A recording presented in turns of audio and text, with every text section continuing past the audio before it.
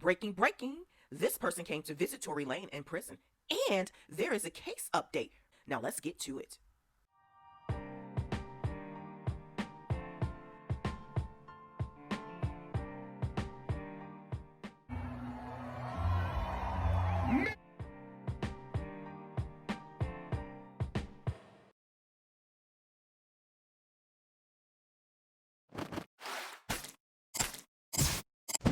Hey everyone, welcome to the mix. Today is Monday. Yes, early Monday for me. Days away, you guys, away from the holiday. For those who are new to my channel, go ahead and smash that subscription button and hit the notification bell. That way you will be in tune with all the content I drop on my channel. Stay connected too. Your girl might do another giveaway. You guys need to stay connected. I'm doing these random giveaways now. But stay connected, drop some comments. I'm doing giveaways via comment picker. I need for everyone, yes, everyone, listen to this video from beginning to end. Thank you guys for your continued support, those domestically and internationally. If you are interested in donating to the mix, I need for you guys to hit that super thanks, and that's right next to the share. Also, donation information is in the description section. Yeah, you can cash app or zelle your girl. All donations go toward content enhancement creation. Yes, it takes resources. Yes, it does. To operate a YouTube channel. It does. So thank you guys again for your continued support. And let me jump right into the topic. Okay, everyone, as you can see what this video is going to be about. Yes, Tory Lanez, free Tory Lanez. There is an update, case status update. He had a visitor in prison as well. So with these case updates, when it comes to Tory Lanez or any other case that I'm reporting on, whether it be celebrity or non-celebrity, I like to try to gather all the information. So sorry for the wait, sorry for the late, because this was trending last week, quite a few days ago, and I hope you guys had a good weekend. I would be remiss to even not speak upon how was your weekend. Drop some comments. Are you ready for the holidays for those who do celebrate, Christmas? So 'tis the season. As you can see, I'm speaking about Mr. Tory Lanez. There is a case update, and so I'm going to go ahead and share a couple screens with you guys. So let me just go ahead and jump right into what's happening with Mr. Tory Lanez. Head on over to X, formerly known as Twitter, and also I'm going to share this article with you guys, and then I'll come back with more of my commentary, reaction, and opinion. As you can see, Tory Lanez, a friend of his named Ray, to my understanding, visited Tory in prison, and let's see what's saying on Twitter. Okay, you guys, as you can see, according to DJ Academics, his X account, first pics of Tory Lanez emerges after his best friend Ray pulls up to visit him in prison. Let's see what they're saying. Mega has ruined his career, man. It's sad to see. This is someone's post from X. This is what really happened. Oh, wow. Rose still fly. He in there smiling, free Tory. All this time to reflect on his actions, and he clean as F. In a few years, when they release Tory Lanez, this guy will casually hang out with him. Probably his night's agent. This person said, free Tory. He looking 50. Free my blood. Okay, everyone, this article is by hiphopdx.com. Tory Lanez asks judge to toss 10-year prison sentence after Bodyguard's S claims. Okay, you guys, to my understanding, this is another post-conviction action filed by Tory attorney or attorneys. I'm not quite sure who is his legal counsel at this time, but I did grab a screenshot before I jump right into this article. The screenshot is from Milagro, excuse me if I'm not pronouncing your name correctly, but Mob's World, and it's a writ of habeas corpus. And I'm going to go ahead and get into that as well. Daystar Peterson, he filed a petition to the Superior Court of Los Angeles, and this is actually an affidavit, which is a part of the writ of habeas corpus. And like I said, I'll get into what writ of habeas corpus mean. But generally speaking, all this means, you guys, is that Tory Lanez is continuing his legal actions by way of his attorney, which, I mean, rightfully so. If you are incarcerated, you have rights, so you can file whatever you need to file to take action to possibly get your sentence reduced, to possibly be granted an appeal, and to get out of prison. I mean, why wouldn't he fight? Anyone would fight. So yeah, so this affidavit actually is from Mob's World. I'm not quite sure where this actually originated from in terms of where Millie obtained this document from or whatever. So, but However, I grabbed a screenshot, and this was trending quite a few days on X, formerly known as Twitter. This is an affidavit that accompanied the writ of habeas corpus. Affidavit of Jaquan Smith. Yes, Jaquan Smith, excuse me, is or was Tory Lanez bodyguard or driver or something like that, or both. And he was present when the incident took place, which I didn't understand too why he didn't testify. But that's a whole nother subject for a whole nother day. So Jaquan, this is his testimony. This is an affidavit, and basically, to my understanding, you guys, he is citing what basically took place. And I'm going to hop down here. It says, I have firsthand knowledge of the facts in the question that took place on July 12, 2020. That is the basis of the above cited proceedings.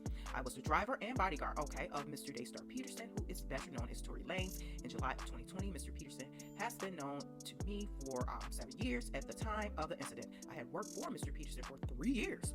He has not only been my employer, but I also consider him to be a close personal friend. On July 12, 2020, I was asked to drive Mr. Peterson to the home of Kylie Jenner, where Miss Megan Pete and Kelsey Harris were present. And that's MTS, Megan Pete. Mr. Peterson was at Miss Jenner's home for approximately 2 hours when I received a call to come pick up Miss Pete and Miss Harris. So, like I said, you guys, I grabbed a screenshot, so there's more to this. I think it's over 10 pages, don't quote me on that, but it's been floating around on the internet. And again, this is from Millie, Mob World Milagro. And what I also did too is, let me share this screen with you guys. I head on over to the California Superior Court website, Division 3, and this is accurate. But the thing is that, as you can see, my screenshots from the appellate case for Tory Lanez, case number and all of that, I tried to click on this and it was no information found in terms of this document, but it shows you here it was filed in R.E. Daystar Peterson on habeas corpus. So it was filed. So Mob World did get a legit document that was filed, because Pete is here in the California court system. Yep, appellate courts. Okay. You guys, so I'm navigating back to the article, Hip Hop DX. To this, pretty much, I had to go over that so you guys can kind of, follow me with this information. So that's why Hip Hop DX did this article based off of that particular petition, post-conviction action filed on behalf of Tory Lanez by way of his attorney. Okay, so Tory Lanez has asked a judge to vacate his 10 years prison sentence for MTS following his bodyguard's recent statement that he didn't see who fired the GUN. Lanez, who is currently incarcerated at a California prison and has recently hired new legal representation, has petitioned for a resentencing regarding his conviction. The filing contains a number of other arguments, including that Tory's childhood trauma should be considered by the appellate court, and that his status as a non-American citizen who now faces deportation to Canada counts as discrimination. The petition will be considered at the same time as the rapper's appeal, with an opening brief scheduled for Boxing Day, December 26th. It is unlikely the court will rule on the matter for a number of months. Attorney David Zermi, a certified appellate specialist who is not involved in the case, reviewed the petition for legal affairs and trials and said it seems unlikely the court would accept this. I wonder why you say that. This would ordinarily be an ineffective assistance of counsel argument, which they don't raise in a way that the court would consider it, and which would normally be accompanied by a declaration for trial counsel describing his motives, Zermi said. Okay, let me focus in on this. What this particular attorney allegedly said, according to this article, Hip Hop DX. Remember, you guys, and I've done this before, I've done quite a few videos, several videos on Tory Lanez. I said originally ineffective counsel. His counsel at trial was trash. And then when I heard one of the attorneys kind of bailed out on him before going to trial officially, I just thought that was very shady and very concerning and raised a huge eyebrow. So I maintain my stance too, that it was ineffective counsel. And you guys, if you are not familiar, ineffective counsel is a strong legal argument in any appellate case. So I'm not understanding Tory Lanez's angle. I see you're throwing darts until one stick, but I would go the legal route, in my opinion, and go after the attorneys at trial. They dropped the ball. The attorneys at trial should have fought for Tory, sure that his bodyguard speaks at trial. I don't know why that didn't happen. They should have fought for that. If Tory Lanez wanted to speak on the stand, they should have fought for that, or they should have allowed that to happen. So, in my opinion, as I said before, originally, many moons ago, earlier this year, that it was ineffective counsel. Ineffective counsel. I agree with this legal affairs attorney, David Zermi. Okay, the article further cites here, they are being creative by arguing that because nobody bothered to check with Tory Lanez's bodyguard, Smith's testimony would be before trial, counsel stipulated that Smith would not testify. However, there is no declaration attached to indicate that trial counsel did not know that Smith's attorney would be, nor is there even a declaration from the defendant.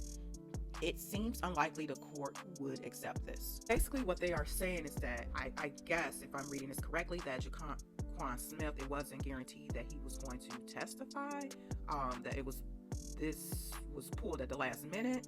I know there's rules and procedures, but there's also discretion, meaning judges can give discretion if something happens or the ball is dropped in the middle of trial, or either opposing counsel or the defense, opposing counsel or the prosecutors drop a whammy or a Hail Mary or something that the courts were not aware of. Sometimes the judge could give discretion to that. So this article further cites earlier this week, Lanez's bodyguard, Jaquan Smith, filed a sworn statement regarding a July 2020 powwowing. Smith had not testified during the trial. And that's what I went over. What Millie posted on her X account, formerly known as Twitter, and I think she had posted that on her YouTube channel too, Mob's World. So follow Millie, she's been on top of this. Also, Tia with T has been on top of this as well. So I'm just piggybacking off of them and citing Hip Hop DX as well as a secondary source. So okay, you guys. Okay, so what is a habeas corpus in California? Again, that's a petition that Tory Lanez filed, and that affidavit by Jaquan Smith, his bodyguard / driver, accompanied this habeas corpus. What is a writ of habeas corpus in California? And according to Google, a writ of habeas corpus in California allows you to challenge your conviction or sentencing. You can file it only after exhausting all criminal appeals, and a petition must show your detention violates the law or your constitutional rights as per Penal Code 1473. Okay, you guys, so that is the wrap up. That is the update on Tory Lanez post-conviction actions being filed by his new legal counsel. And as you can see, what habeas corpus is basically ditch effort, trying to exhaust all options post-conviction, to try to get Tory Lanez out of prison. I mean, and rightfully so. I still feel that, like I said before, when it's constitutional rights being violated, ineffective counsel is the way to go. And I'm surprised that Jose Baez did not do that. And like I said before in previous videos, you guys, attorneys usually don't like to throw each other under the bus. They've worked with each other. It's like they are a team, even if they're on the opposing sides. Prosecutors are attorneys. State's attorneys are attorneys. Defense attorneys are attorneys. They all go to the same, pretty much, possibly cocktail parties. They're involved in country clubs. They go to the different political events. They see each other in passing. This is where the power lies. So I don't know. Sheesh. I really want to get my hands on the entire habeas corpus to read it thoroughly myself. Not sure how I'm going to do that. I've been searching and can't locate it because Tory Lanez pointed out in according to the article that he spoke about his childhood and this and that, there's other legal arguments. So I don't know why they're focusing on that. Things are up on appeal, post-conviction actions and petitions and all of that. You can focus on multiple legal issues or technicalities of the higher courts ruling in your favor. So I mean, hey, he has constitutional rights to argue whatever he needs to argue in hopes of being free or becoming free. Guys, so what are your thoughts? Drop some comments down in the comment section. Let's get the discussion going. Keep it respectful and peaceful. But yeah, this entire post-trial conviction actions filed by Tory Lanez's team of attorneys is quite interesting. As I stated before, I stand 10 toes down on what I initially stated on previous videos, that his counsel at trial was not competent, in my opinion. Ineffective counsel, in my opinion.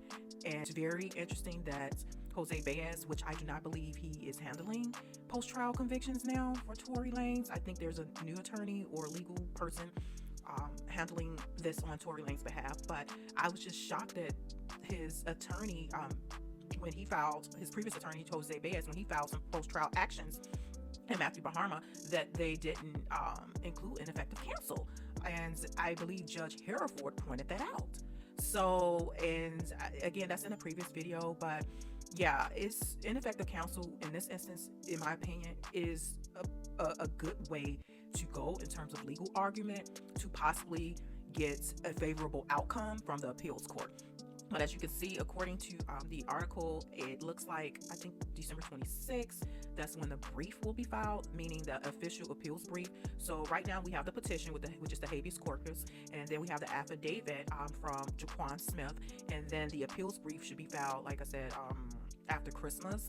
And when there's an appeals brief, it does take months on the higher courts to rule. So we shall see. I can or get a hold of the habeas corpus to do more of a deeper dive on that, in conjunction with the affidavit from Jaquan Smith, Tory's driver. I will do another video on that, but I hope this information finds you well. Again, shout out to Tia with T and Milagro Graham's Swirl.